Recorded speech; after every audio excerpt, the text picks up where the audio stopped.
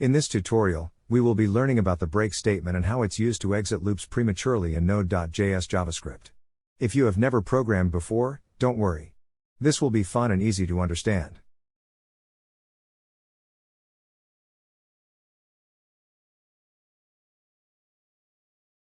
So, what we have here is a for loop that iterates over the array of numbers from 0 to 9.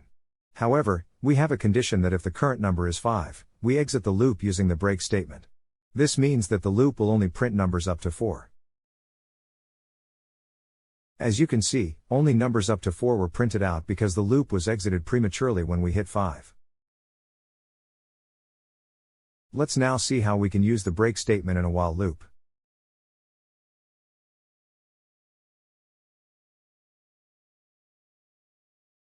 This while loop would run indefinitely because its condition is always true.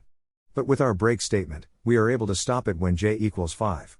It will print numbers from 0 to 4 just like our previous for loop.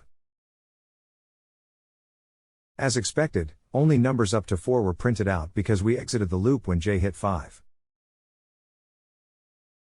The break statement can also be used in switch statements to exit the switch block. Let's take a look.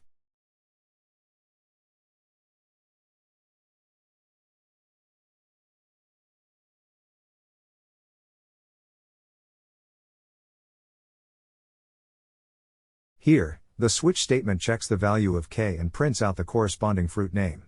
The break statement is used to exit the switch block once a match is found. The output is banana because k was set to banana. If k was set to a fruit that is not in the switch cases, the default case would be executed and unknown fruit would be printed out.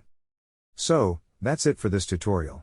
I hope you now understand how to use the break statement to exit loops prematurely in node.js JavaScript. Thank you for watching and keep coding.